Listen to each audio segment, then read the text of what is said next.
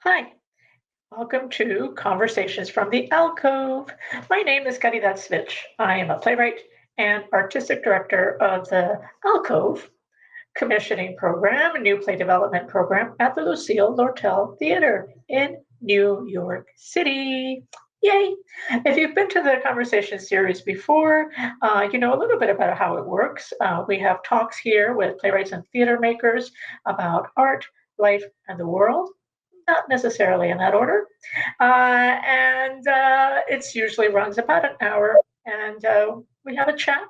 And it should be fairly. Hopefully, you'll find it illuminating, and to follow the series and all back episodes as well as future episodes here. Today's guest is Marissa Joyce Stamps. Yay, Marissa Joyce Stamps, a wonderful artist, playwright, director. There might be other multi-hyphenate things happening in their land that I don't know about. Maybe we'll get to them. But someone that I've been admiring for a while. I think I first encountered their work at the Brick. A Brick, if you don't know the Brick, obviously, for those of you that are not in New York, the Brick is an amazing space devoted to what people call experimental theater work.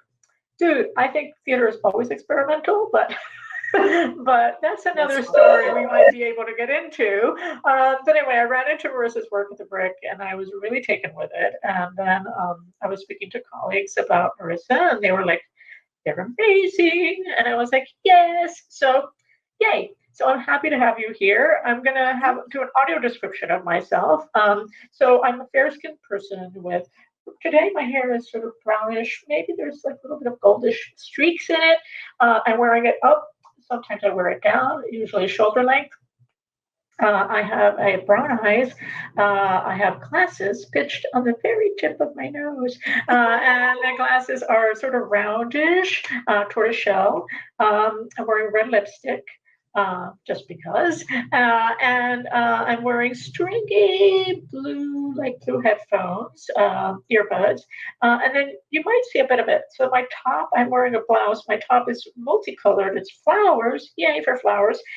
It's a black background, and then the flowers are like pink and yellow and light blue, and like they're all kind of small flowers dotted around the black background.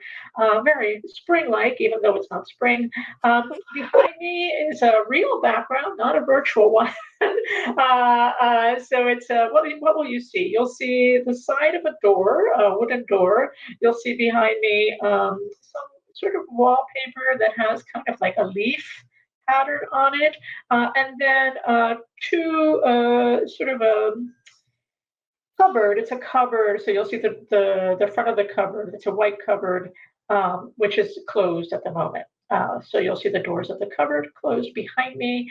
That's a brief audio description. Welcome, Marissa. Thanks for putting up with the long introduction. No, all good, all good. Thanks for having me.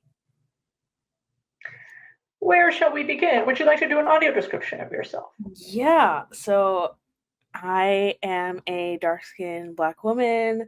Today I have a little mini fro picked out. I have my mosaic earrings. You might see some two of my rings on my two gold rings, one fire opal ring, one gold for my grandmother. I have a velvet goldish tank on. And behind me there's a blurred background because my bedroom is a mess. So you might see so behind me is my bed. You might see the blurred version of the railings, and maybe some teddy bears. And this behind my head is a black and white I guess like wall art that says theater room that I've had since I was like 13. This is my childhood bedroom. Oh my gosh, that's amazing. The childhood bedroom with all the memories in it. Oh, Oh, that's so cool. So super cool. Yeah, totally. For those of you that follow the series, you know that I always start with the same question because it is the reality that we're in. How is the climate crisis affecting your art practice? um, In I feel five like in 5 words or less. No, no, no, please. I've been thinking about this question since joining this commission. Also, um, when you had asked in the email, I think for me there there's like multiple things to say. Like one, in my work, I'm finding myself incorporating. I always like to say that I am writing with a from a lens of like dramaturgy of landscape, and like how the environment is inform how the environment is really informing the structure of the play and then the plot and then the characters. I'm always like thinking about landscape first and foremost before like anything else. And so from like an artistic dramaturgical lens, I'm always thinking about the environment in that way, and what environments would I like to place myself, where would I like to travel to, what might um I be privileged enough to travel to, but maybe other marginalized folks might not be able to travel to, and using theater as a way to um do that. um there's a lot of travel and transit in my work. So I think about climate change in that regards, and theater as an opportunity, from the dramaturgical standpoint of allowing folks to find uh, the fun, the whimsy, the pleasure of those spaces that they might not have access to, for various reasons. Um, when it comes to the world we're living in, like how there was no rain in New York for over a month, and then we had like like a little bit of rain on Sunday, and then there's fires in New Jersey and New York and in Prospect Park. Um, I I I think that climate change has me very uh very weary um for the future, and like how long we have for the future. um it makes me I'm not a big person on legacy. um and I don't know if that's because the term feels rooted in egos, in how we've used it as a society. I think like legacy as a principle can be cool, but I think we've like turned it into this ego thing. Um, but I do think that I this is hard because it's like I was having a conversation with some writers the other day, and we're talking about everything that's happening, including the climate crisis. And in my brain, I only think about the future um, in terms of the next 3 generations, and I think like that's when it's going to end. But I think my responsibility as an artist is to really force myself to fathom futures that are centuries away, rather than just stopping at um, 3 generations, which feels like 3 generations feels very rooted in what's happening right now. But I think the urgency is that we have to force ourselves to fathom generations that are even like 12,000 years beyond us. Like I think like that is the urgency of the work that we're doing. I hope I answered the question. I've just been thinking about like just like fathoming the future is something that's been on my mind like very heavy this past week.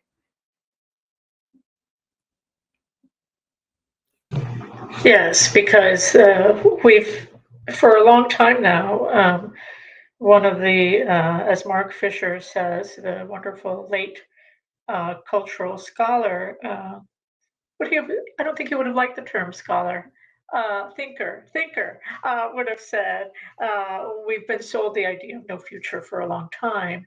The future has been foreclosed for many of us by extractive capitalism, by settler colonialism, by patriarchy, by imperialism, by all the sort of like uh, human made, FYI, human made structures that have chosen, and I'm going to steal two terms here from Professor Stephen Thrasher, the overseer class and the viral underclass. So that the overseer class has decided we will use the viral underclass, including thinking about the earth and other species as an underclass, and that the overseers are in charge of everything, basically. And that being in charge of everything means we have forestalled the future.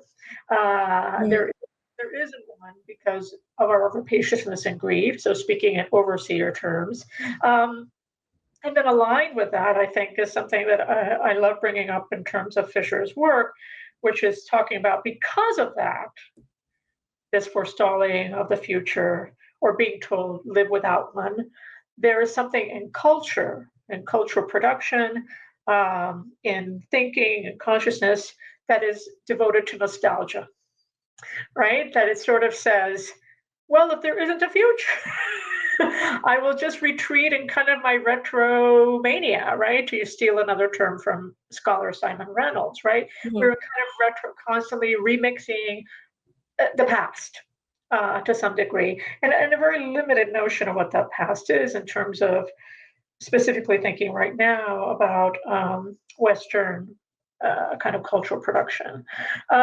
So, which tends to be hegemonic and wishing to dominate other kinds of cultural production. So, in terms of climate change, one of the things that I think as artists we can do and is also think about the means of production of our work. Like literally, what are we using to make the work happen? I don't know. Yeah. I don't know how many plays I've seen. No dissing on any wonderful people, but like who are like doing plays about, like literally the topic is the climate and the earth, and then the materials they're using are like incredibly extractive, exploitative. They're in a building that is also devoted to exploitative and extractive practices. So I find that I actually find that disconnect in a lot of work that I've seen, very perplexing, the cognitive dissonance around that. Do you know what I mean? Because it's like, yeah. as an audience member, I'm like, great, I am in this subject and I'm exploring this topic, and which is not a topic, it's literally our reality, right? And so, but then I'm in a, where are we? Like, so I think that this interesting thing about theater, whether we're doing it IRL or whether we're doing it online, is that the site of performance matters. The literal, like what you're installing into that space, that the history of that space, everything it's gone through, how an audience apprehends it, it's part of that. How is that space, if it's a building, how is it being ecologically sustainable or not? What are the practices in that building administratively that are encouraging that? In digital spaces, of course, digital spaces are complicated because they are also extractive. Right. But thinking about what are the ways to lower carbon capture around the work that we're doing, et cetera. So I guess I just wonder in terms of like working in either IRL or digital spaces, how this might affect your dramaturgy, for example. If you have thoughts about it. I think two things come to mind. One, from what you were saying, I'm thinking about the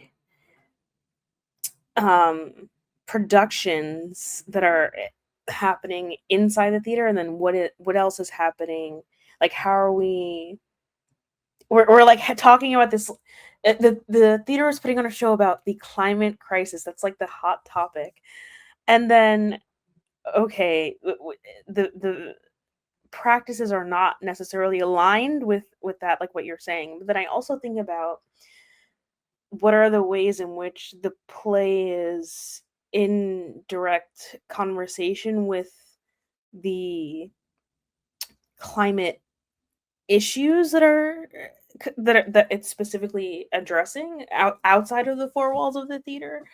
I think about, and I'm borrowing this term from National Black Theater, like holistic producing. Like, what is how are we actually engaging with the community that is holding this theater, that is like letting this theater thrive, like geographically.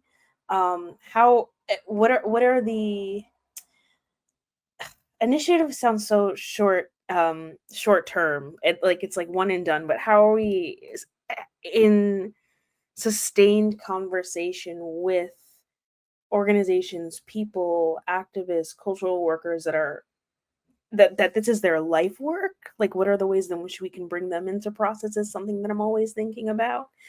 And because this practice is more recent in what I've been doing, there's a lot of trial and error, and I am always trying to think about what are the ways in which, even though we're having these conversations, for example, for this one production, like how do we continue being in dialogue after it's done?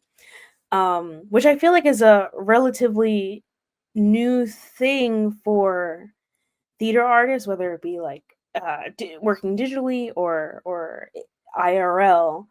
But that is always on my mind, and like how do we, what are the ways in which we find this community? I feel like, and this was a conversation for y'all, just to know, this was a conversation we had pre-recording, but I feel like there can be a lot of performativity in cultural work, or people putting a name on cultural work, and it's not actually that. It's like feeding the ego and what people think we should be doing. But yeah, I think that there are opportunities in the work that I'm doing, and in the work that I am supporting community to bring to look at the climate crisis. Yes, in the four walls of the theater or the digital space, but continuing being in conversation with actual community. That felt a little convoluted, but it is messy. The work is messy.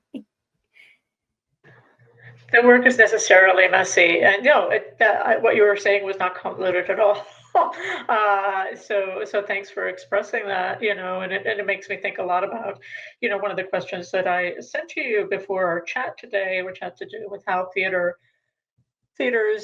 not all theater, but a lot of theaters, a lot of theaters that sort of use the word community in a kind of very shall we say, performative way, and without any real action behind it. Do you know what I mean? And so I'm thinking a lot about, like, where you have found spaces or places or people where the work is actually in alignment, where you're saying community and it actually is happening.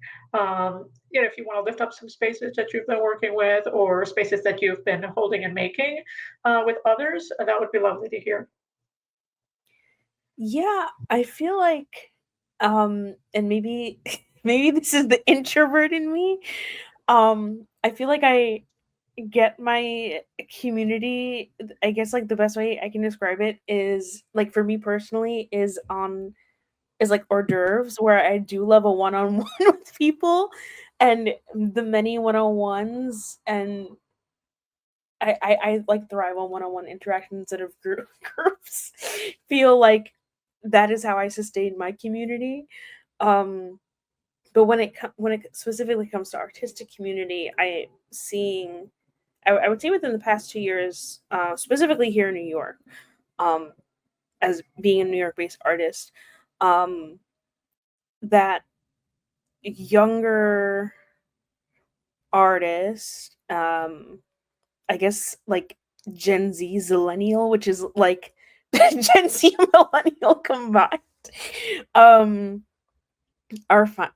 guess I ascribe to Zillennial, are finding that they are finding community in spaces that are not necessarily institutionally ran, um, because said institutions sort of have this buzzword of community.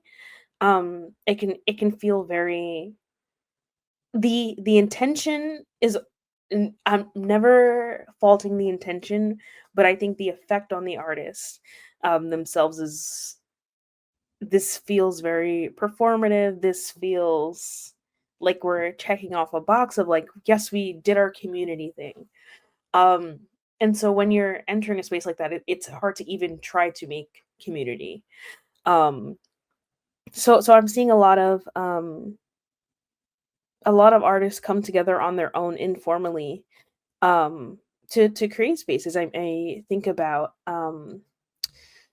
there's this new artist collective that I'm part of, Tag, that's housed at the Tank.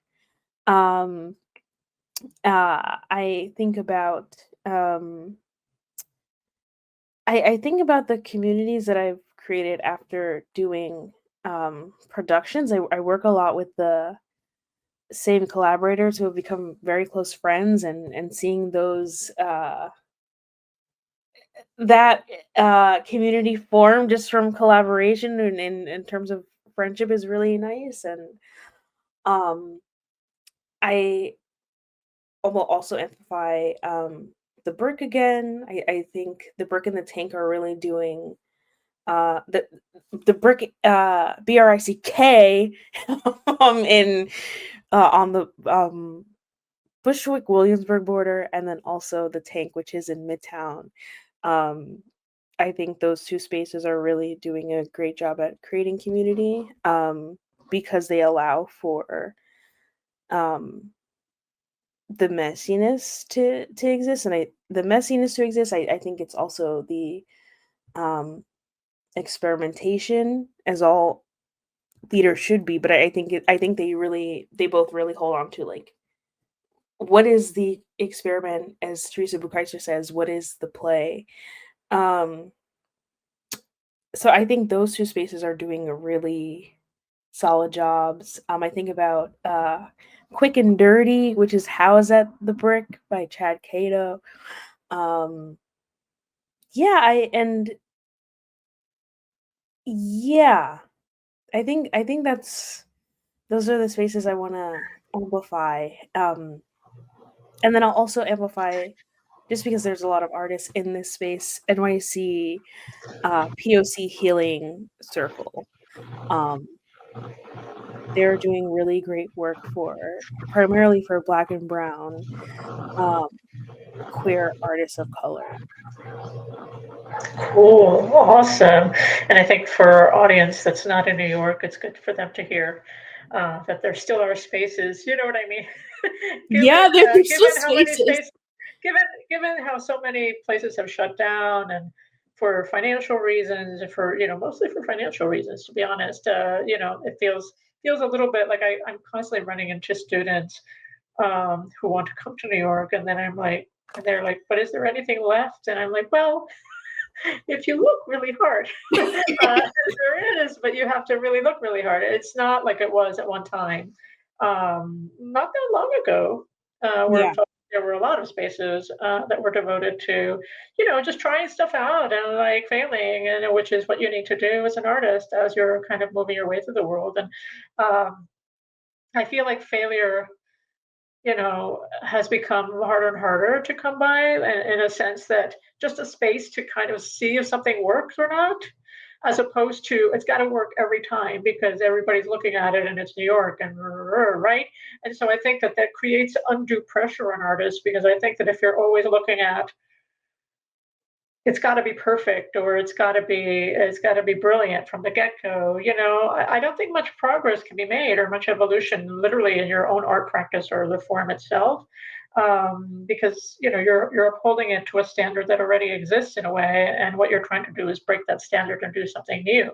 And so it's this conundrum that I think we're in. I was speaking to an artist yesterday who kept talking to me in careerist terms, which I totally understand. But at the same time, I was like, I had, I kept saying, but dude, the planet's on fire. Like, like literally, I was like, the planet's on fire. Like, we just have each other. Like, nobody's like the people that are the overseer class really don't care about us. You know what I mean? So it's like, career, I don't know. Like literally what we're doing is what does it matter to like the people in the room that you're making something with? What does it matter to like even if you do something for one night or two nights or like or however you're making the work, that's what matters. It's what's going to get us through these very difficult, hard, dark times that we're in. And it might not get all of us through because the planet is on fire, but it might get other species through.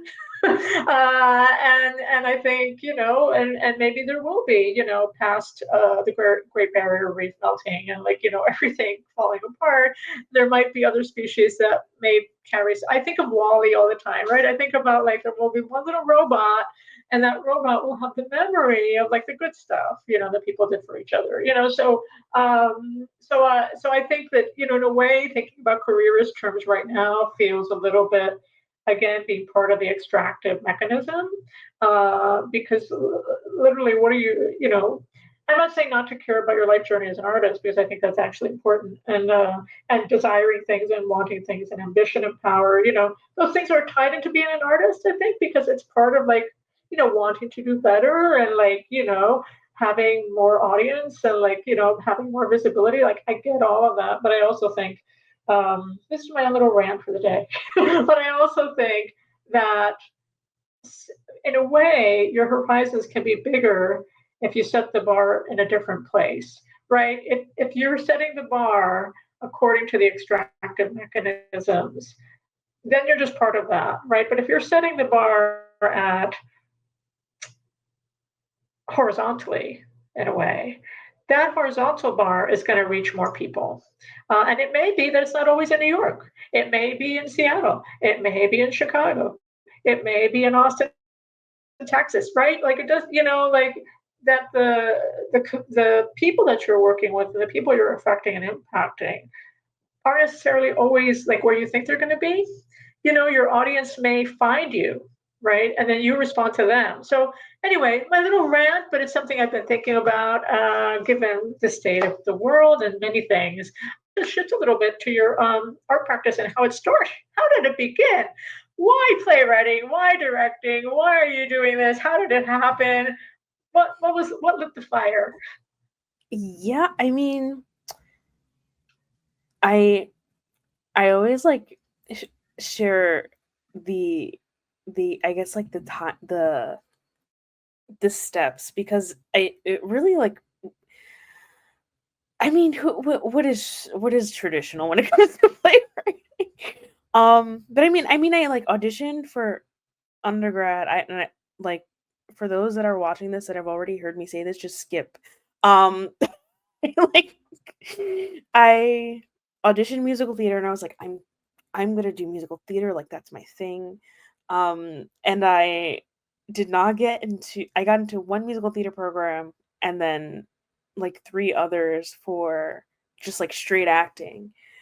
Um, and those were like my top three, and NYU was one of them. And I was like, okay, I'll go to NYU. And in my interview, because I had mentioned writing, like they just like automatically put anyone who does anything other than straight acting into Playwrights Horizons Theater School, which is like the theater school of Playwrights Horizons.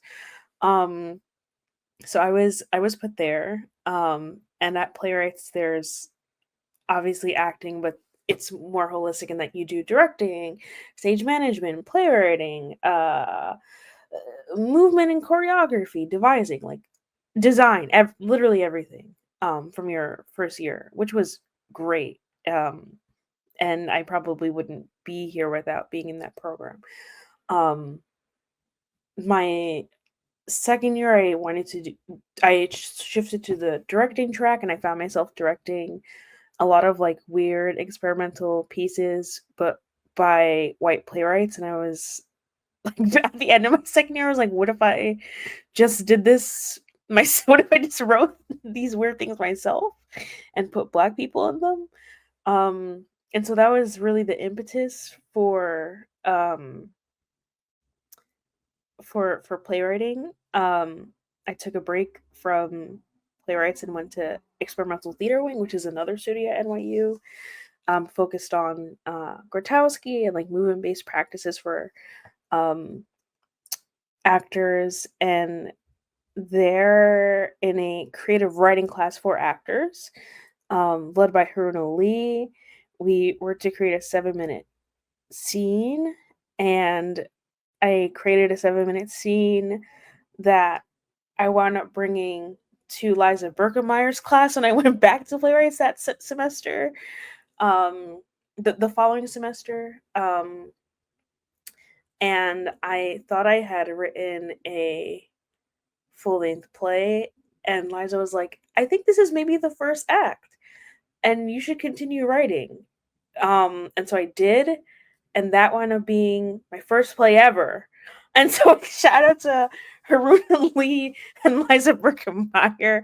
And I would say like it was in COVID that I really I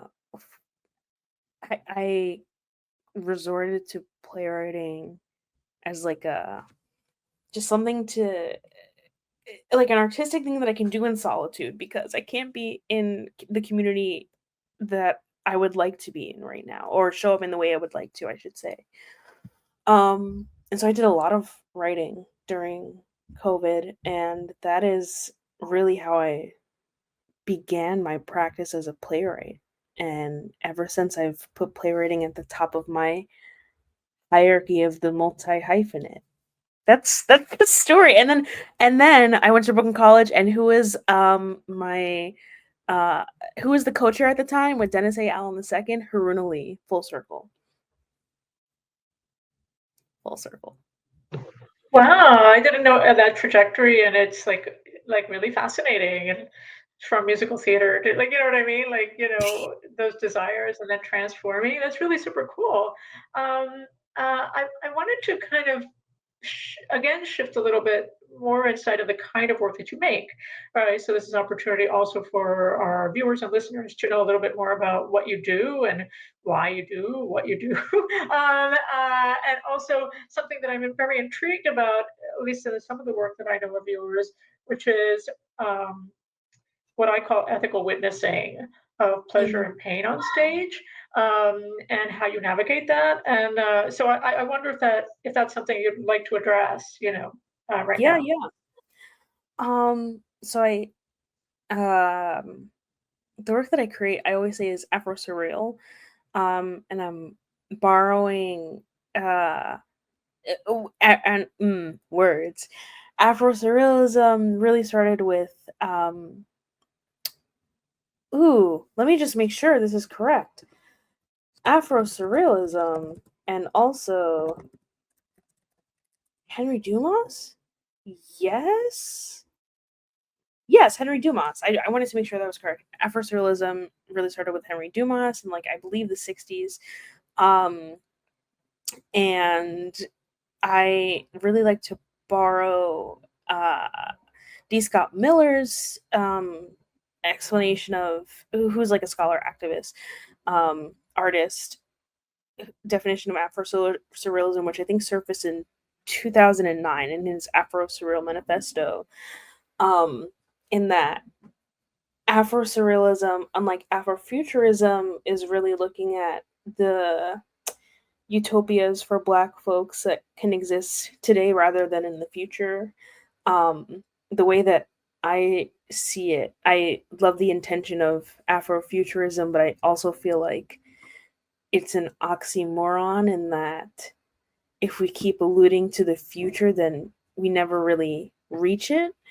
And so Afrosurrealism really resonates with me in that it acknowledges the utopias that Afrofuturism is alluding to, and how they can exist in the present.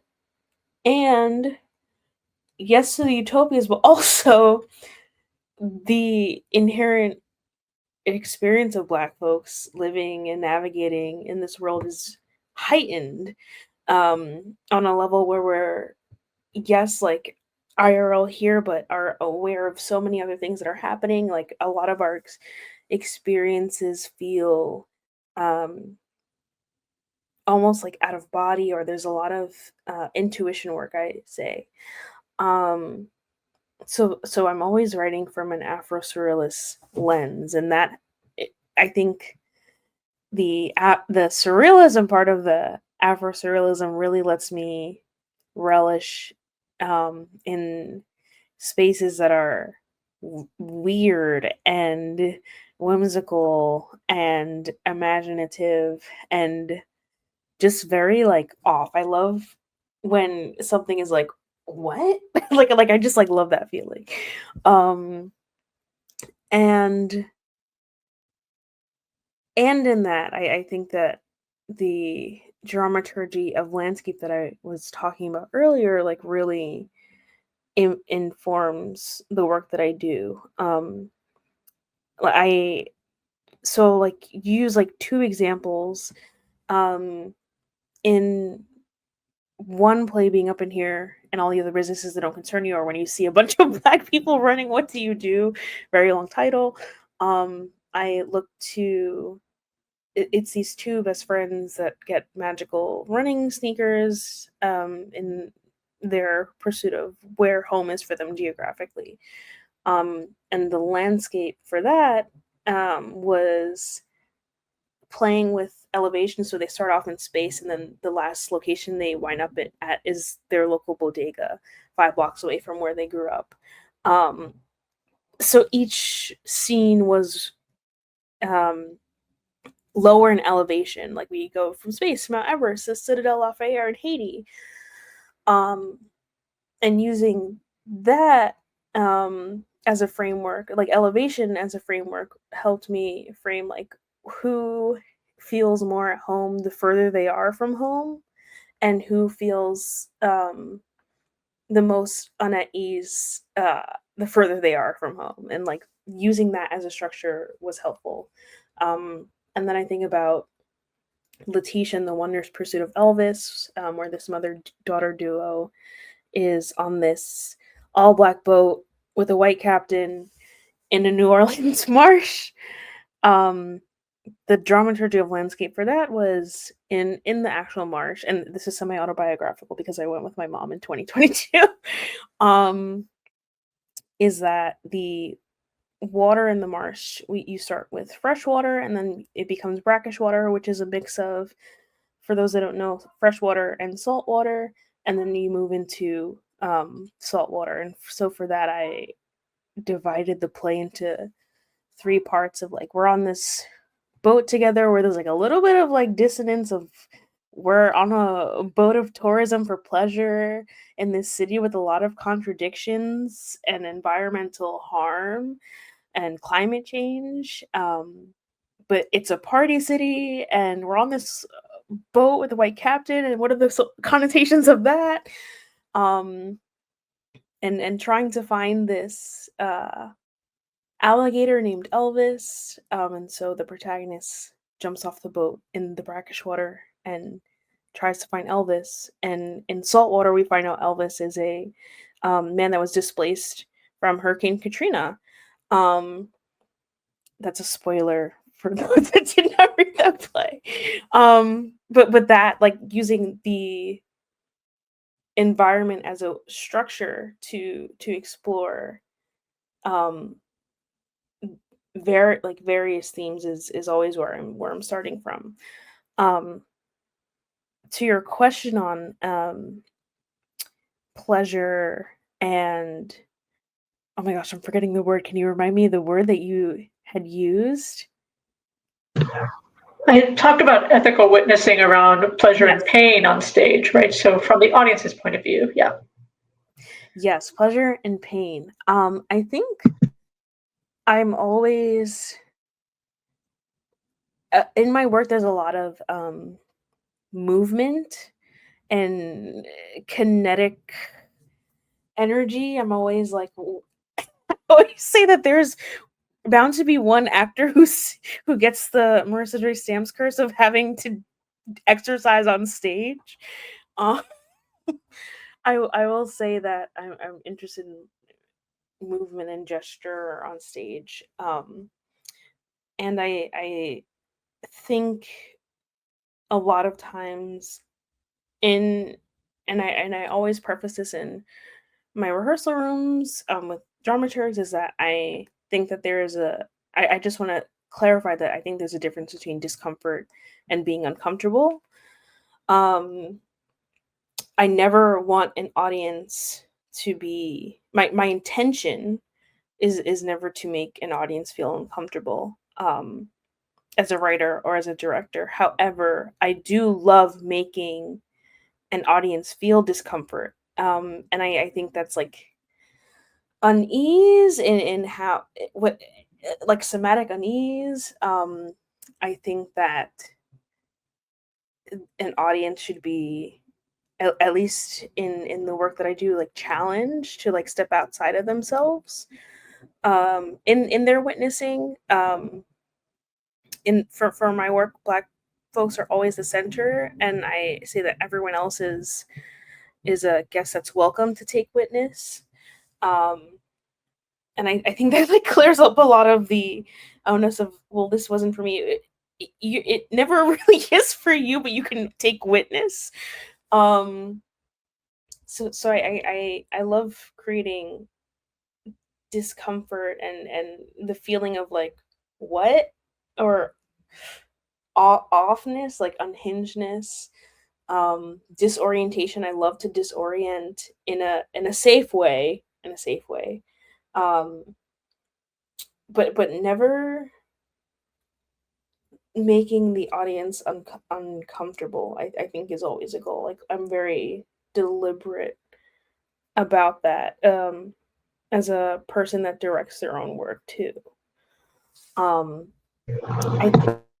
I think, oh, you unmuted. You could say something. Go for it. I was just going to say, I was just thinking about how you guide actors to that through that process, right? The actor who's having to like work out on stage or like, go through something strenuous or something that might be, physically demanding. How do you create an environment in the rehearsal room to take care of your performers? Yeah. So I think on day one of rehearsal, you have your traditional collaborator agreements, contracts, and then I'm like, we have that, but also I am a big fan of community agreements. So everyone is writing what, and this is gathered in what becomes a live document that is always editable. Um, what is something that you need from yourself, and we all write this anonymously unless there's something that um you want to make sure that folks know is from you. Like, what do you need from the space, from yourself? What do you need from the leaders of the space, whether that be me, the producers, the stage manager? And what do you need from your fellow cast in order to thrive in this process? um so it can be something as simple as, I need to make sure we are on our equity breaks, okay? It could be that I know for me, in something that I don't make anonymous is that I have anxiety. I may need to step outside if I'm having a panic attack, or I am prone to migraines, just to let y'all know. Um, it can be I need uh silence when I need one person speaking at a time in order to process. I If I'm standing up while someone's speaking, it's just because I that's how I process sensory wise. So basically just access needs, but I think when we speak about access needs, the default goes to um, physical disability. Um, but I think that access needs apply to everyone, regardless of where you align yourself. And so creating that trust at the beginning of the process is really important to me. We read it out. We have our stage manager read it out loud, anonymously, unless there's that name of that person that wants everyone to know that this is from them. And then we begin our process. We have we use the practice of boundary checks of the red, yellow, and green of like maybe red is where you do not want to be touched, yellow is proceed with caution, just double check, and then green is like good for the day. Obviously consent can be revoked at any time. And then we also just do a check-in, like an actual check-in of like how are you actually. I'm never asking people to drop themselves, or I should say leave themselves outside of the four walls of the rehearsal room. I don't think that's an honest way to show up in process. And I'd rather us work from where you are that day. I think, and this is something I'm borrowing from a professor of mine at Experimental Theater Wing, Andy Arden Reese, like nothing for the sake of the work ever.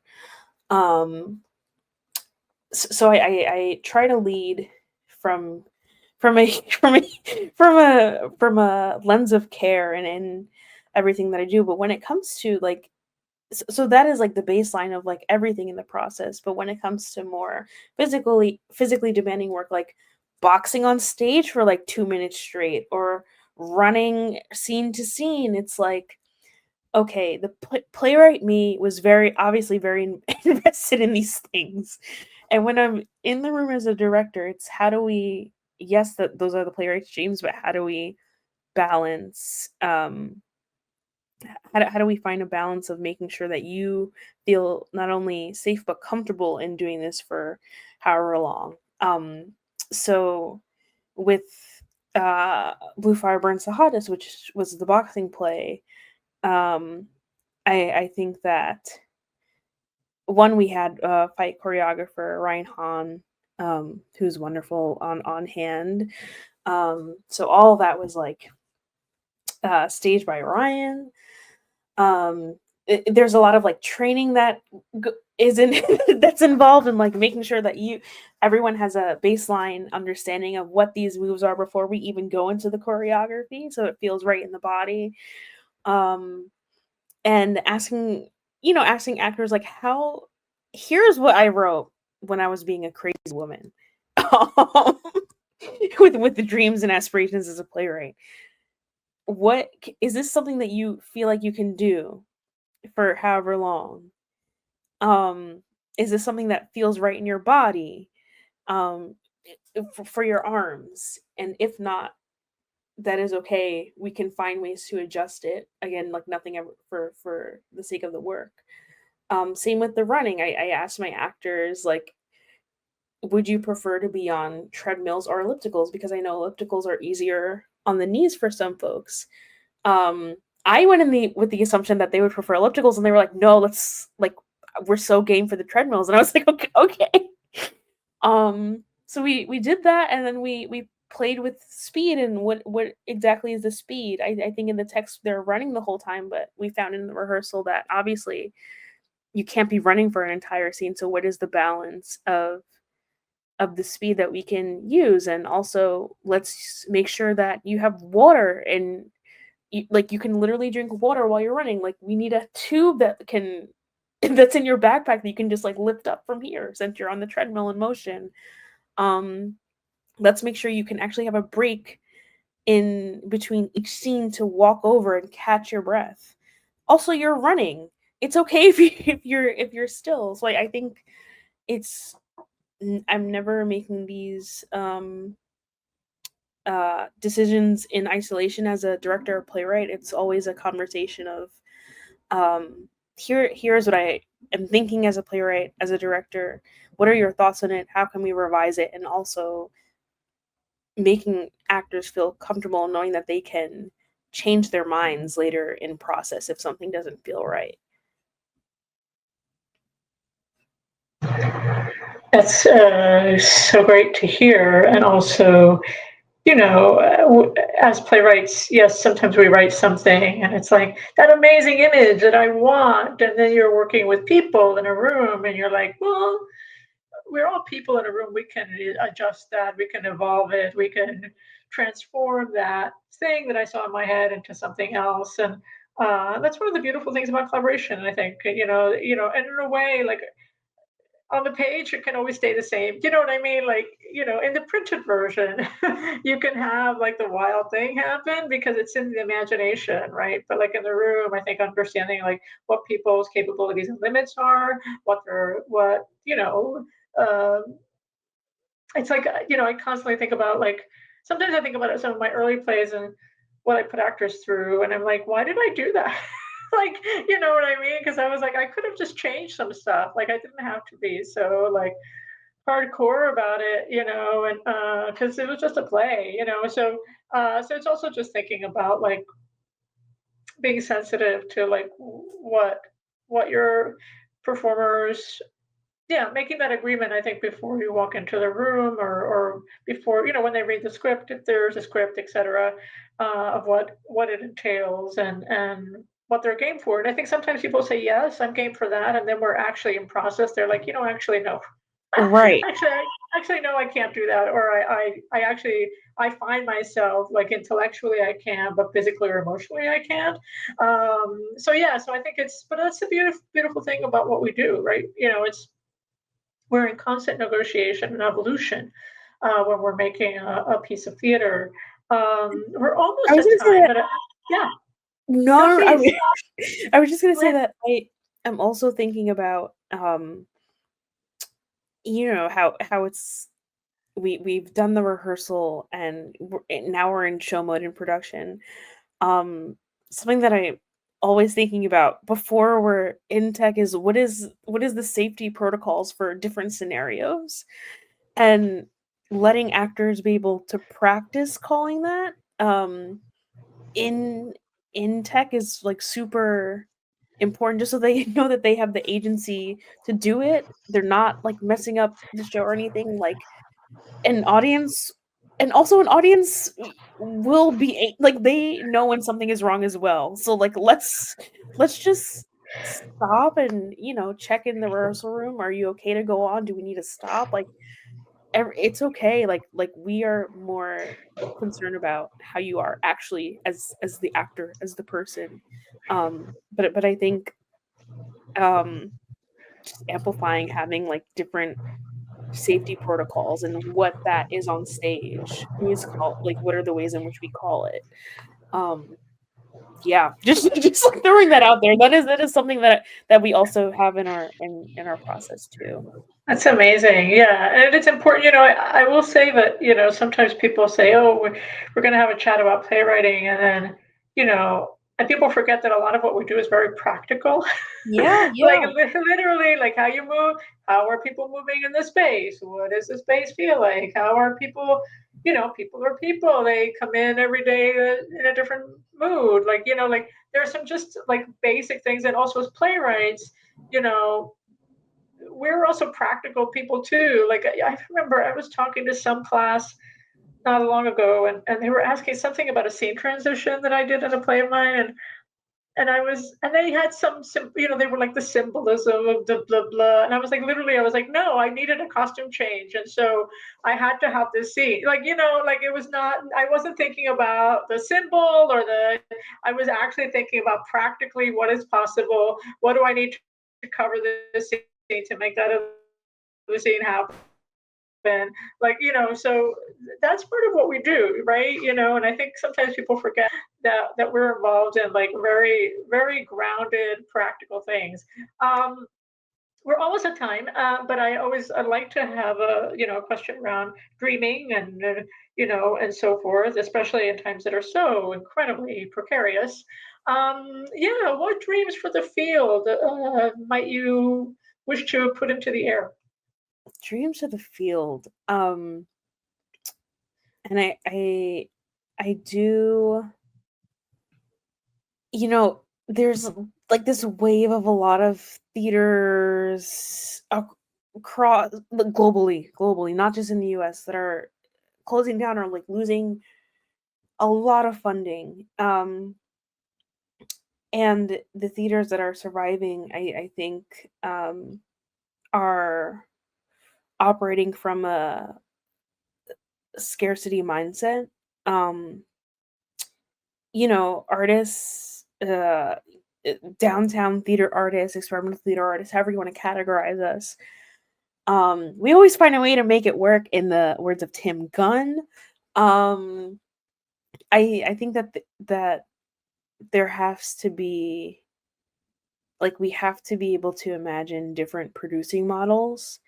Um, it can't just be what we've relied on. I think not only are we does bringing in different producing models, save the theaters financially, like reworking budgets, but I also truly believe that in shifting the budgets, and imagining new producing models, that more artists will be able to be supported. um I think we have this idea of what a season is, and so many things can exist in a season. Again, I'm like really looking at the Tank and the Brick as examples of like places where they're supporting so many artists every year, um, and are working from a an abundance mindset, and are offering, subsidized rates and free rehearsal space to artists. Um, I think that these institutions can take a lesson or two from them, or many lessons. um, I again am in, dreaming of a more sustainable models of creating, whether that be digitally, um, or IRL, like you had shared. Um, I'm also, I feel um like a dream that I have is we always have these. Again, the intention is great, the affinity nights, but I'm like, what if every night could just be that? And I think we have to try so much harder. Not harder. I think we have to be more intentional. It's not about harder. It's more intentional about how we're reaching out to communities that we would like to invite in. I grew up in Rosedale and Queens. Like, how am I getting people out in Rosedale to come see my show? There are so many barriers to that, and how can we alleviate the barriers from potential theater goers, whether that be transportation, childcare, finances. I think a lot of time we think about tiered ticketing, and it's not just that. So I'm thinking about, how do we get folks from, at least in New York, where I am now, how do we get folks from the outer boroughs to pull up, especially for me as a Black artist. Yeah, how are we making sure that they feel welcome, because that I'm creating the work for them, not just people who frequent Bushwick or Midtown all the time. So yeah, I just dream about accessibility to theater in multiple realms. Yeah, and I think about, I'm coming off of um a session with cultural worker, dramaturg Nisiaya, um, last night, really. And so this is very fresh, but they had brought in a community care quote, but I believe I'm looking at the name right now. Oh, I cannot find the name of this person, but when I do, we will make sure that it gets to you in the in the about section. But he's definitely communicating that community care cannot be done in isolation. And that's something that I'm holding heavy in this work. If we're talking about, fathoming the future, there has to be an urgency in the work that we're doing, in the community care that we're doing as theater artists, regardless as you. Um, so these things are very much on my mind in terms of dreams. Dreams are good. So it's good to have them, and I think putting them in practice doesn't seem so impossible. And I think that one of the things that I always, this is my own little bandwagon, I will say, is that accessibility, accessibility, accessibility, and that also means that, not everyone can drive out or take a train or come in. And making the work available digitally, streaming, whatever the mechanism, audio, is a way of reaching an audience. Like, like for real, like, oh, you mean I don't have to like get childcare and do this and do that and it can be beamed into my home? Yes, please. And I can be part of that audience, right? Like I just saw a show online and it had 4,000 people watching it, and I was just like, see, see, like it was for one showing. Like, you know what I mean? Like, but it didn't involve like there's also around geographical things. I think when we look at the geopolitical situation that we're in, and it probably will be in for a while now, there's going to be an emphasis on uh, borders and narrowing of them and so forth. And I think that well, actually, one of the things that still so far that we can do through digital means is actually reach people across borders, across geographies, across communities, who may not have as much access to actually a theater in their town, right? But who could potentially be part of this experiment. We're also looking at millions of people with long COVID who, the idea of like, that it is actually not possible, right? Like I can't, I actually am, I'm not feeling well enough to actually go to the theater. I'm sorry, but I'd like to go and I'm an audience too, right? So I think there's also that. I often joke with my pals that, you talked about affinity nights and I was like, every night should be disability night. Like for real, like in every way, shape, and form. And that means creative captioning, that means audio description. That means that why is it only like two performances, one performance? Maybe sort of kind of I will do one. Like, are the people living next to you or they're not? Right? Yeah, Who and need like this? the idea that those measures take away from the work and that they're only what do you mean by that? What? I don't know. It's very weird. I've had that discussion. There was somebody I was talking about creative captioning because I thought creative captioning all shows should be captioned, like either it's surtitles or there are other so many ways of doing it, right? And I had somebody really get in my face about it. They were just like, "Well, that interferes with the director's vision," and I was like, accessibility interferes with the director's vision? Like what? Like what are you talking Right, about? Like right.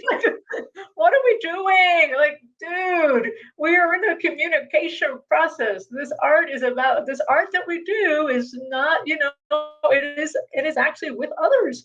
So I think that, unless we want to do it on our own and like put it in a book, right? Like, and you don't know who the audience is, like I think that like you have to contend with like how you're shaping the space and how you're communicating. So and also, it reminds me of last anecdote for the day, which is there was this person shall remain nameless, but there was a director who insisted on having fog in their show, and the actor was asthmatic, and the director refused to eliminate the fog because it was like my vision, the fog, and I'm like, dude, Oh my gosh.